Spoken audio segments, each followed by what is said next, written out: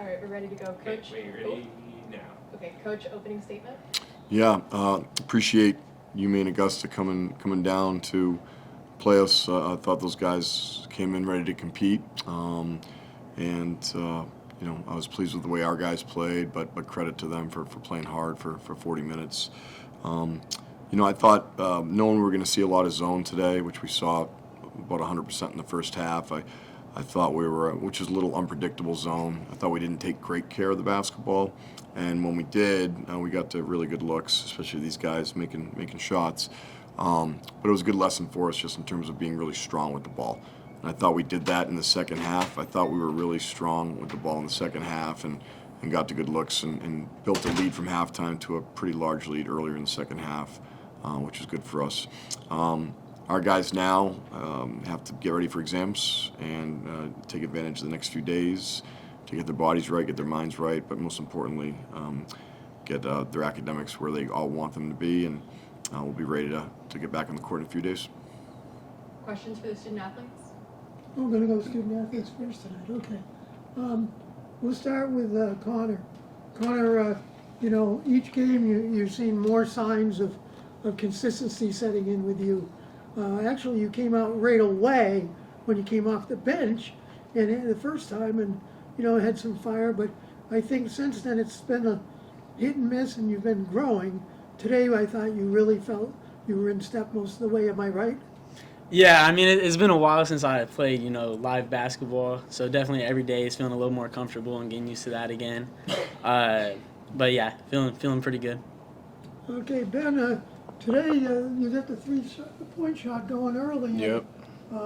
Obviously, your calling card, is your defense and helping the team offensively move the ball. But today your shooting really came through. Mm-hmm. Talk about Yep. it. I know that I'm a good shooter, and I know what my faith is, and I know what I get my strength from. So I just keep believing in it, even when I'm missing. I just keep believing in it, and today it fell, and my teammates are looking for me. When you look at both of you in a game today where most people figured what the outcome would be, but I think Coach is right. Some of the time early they really did compete.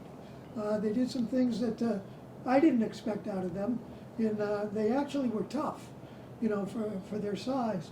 Talk a little bit, both student athletes, and we'll start with you because you have the mic, about the competitiveness early, especially kind of a slow start with turnovers again, but then we got better on that. Talk a little bit about.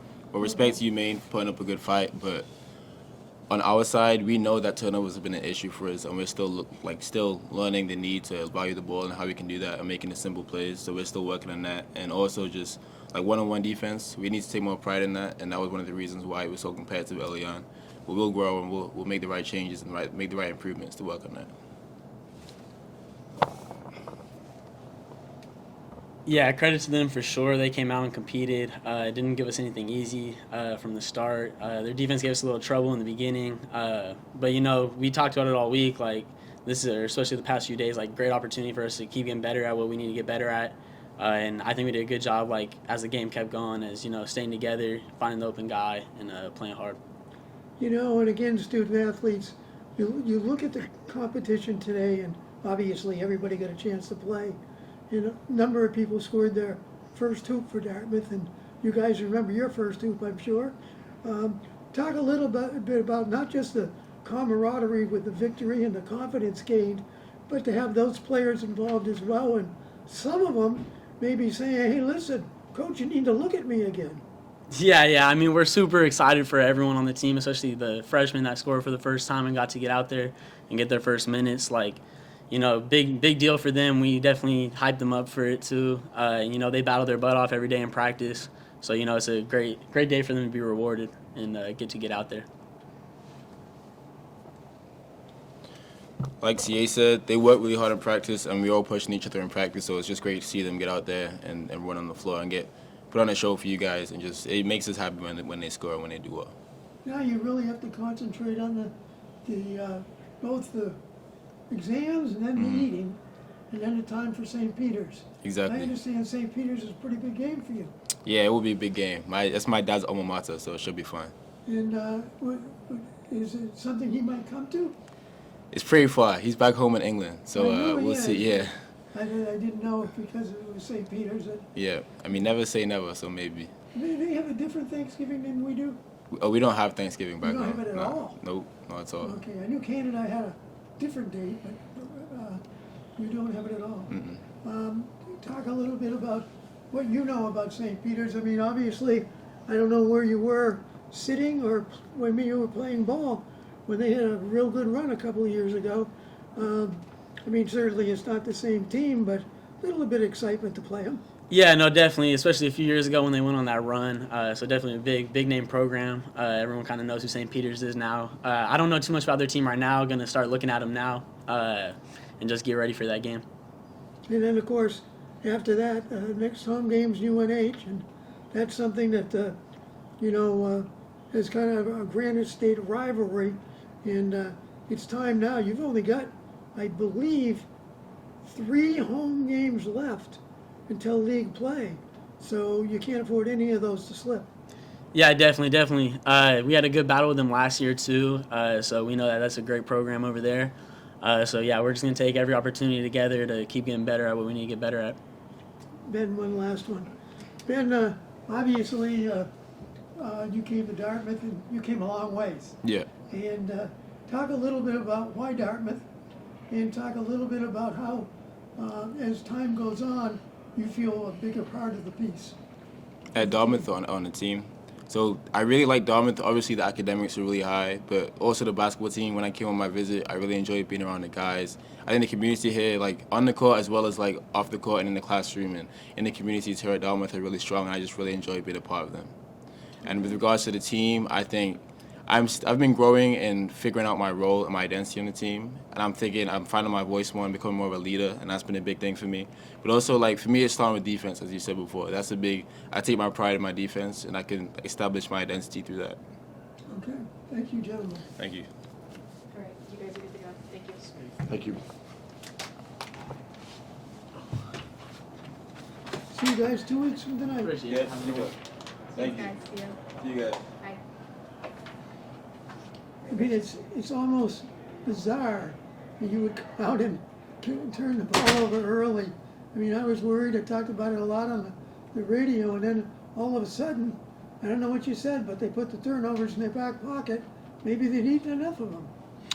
You know, when you see a zone that's a little atypical in terms of shifts and swipes and gambles, which is the way they play, it takes you a little while to get used to it. And although we were making shots, we just weren't really valuing the ball against it. And that was the message of this in halftime: just be stronger with the ball. The stronger we are, the more reversals we get, the more open shots we get, and the guys responded. We had Kareem on the radio a few minutes ago, and he amazes me game after game after game. The consistency of attacking the basket, his free throw shooting at such a high level, he's been your most consistent offensive player unquestionably. He talked a little bit about having talks with you guys in the off season, putting in a lot of time, a lot of work. He thought there would be opportunity. Boy, he's taken full advantage. Yeah, he had a great spring last spring, and really had a productive summer. And I do remember the meetings we had with all the guys last spring, and he, along with other guys, we said, yeah, there'll be opportunity there, and this is where we think you need to grow. And I remember Kareem's someone with a high level of emotional intelligence. He really understands himself at a lot of levels, and I remember his responses in that meeting like it was yesterday, just like, okay, understanding what we're saying, giving feedback, and trusting us, believing in us, that we believe in him. And the unique thing is he still has a lot of room to grow on both ends of the court. And that trust and belief, that continues. His growth will continue to be really, really aggressive. Obviously, still, tonight is a different story, but even tonight you can see at times you're still challenged inside. And that's something that is going to be important. His role in what he can do is almost the perfect complement of how you can make your big men better. Yeah, I mean, anytime you get the ball in the paint, right, that's important. Anytime you get to the free throw line, that's important. And I wouldn't say we're challenged in the front court at all. I think that we need to embrace physicality. We need to make sure we are rebounding at the level we want to rebound at. We need to make sure we're playing through our forwards a lot, which is what we want to do. And make sure they're staying healthy and able to compete. Jackson and Brandon at a level that we know they can compete. Okay, St. Peter's next, and this is an important stretch. You've got the two Eastern games, and then you get a couple of Western games, and then after that, you've got another big game, obviously, with Florida, and then it's all of a sudden New Year's. Talk a little bit about your non-league schedule and what you need to achieve, you feel, before you happen to go to Harvard. Yeah, it's always from a coach's point of view, or at least my point of view, I never look too far ahead. I think the biggest thing for me is making sure these guys are concentrating on their academics the next couple days, really concentrating. We'll get them back in the gym in a few days. As coaches, we'll evaluate every possession we've had so far this year and what areas are we strong, what areas can we improve, what can we bring back to our guys, how can we make sure they each feel uniquely seen and getting the attention they deserve both on and off the court.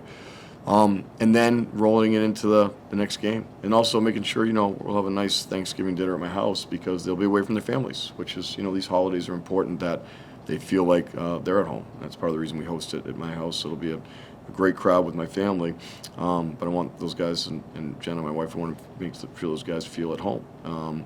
So I think getting through academics, getting back on the court, improving what we need to improve on, continue to form our identity. If we do that in the right way, then the rest of the non-league season will take care of itself. Coach, I just have two quick questions for you.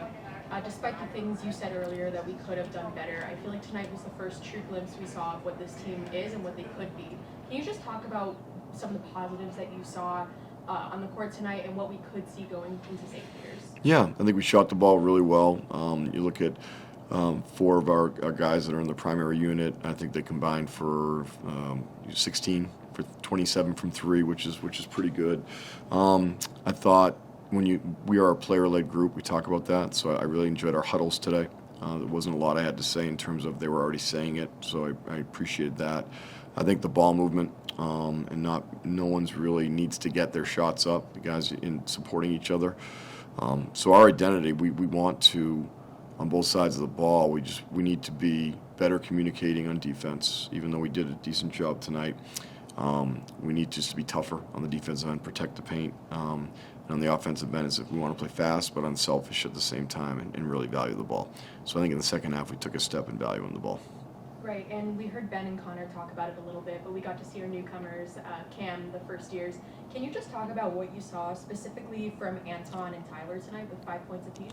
Yeah, I think, you saw Tyler's energy. I think there was someone at the end, I think it was Cam McNamee that fell, and he sprinted probably 40 feet to pick him up. That's the type of teammate Tyler is and plays with energy and has a great voice. Anton really embraces physical play in the paint. He did a very good job there. And then Cam Hyatt is going to be a really good player for us. He needs to get more reps, needs to learn through his reps, and he's someone that I think can really help us this year. Great. Any other questions for Coach? All right. Thank you for your time. Thank you.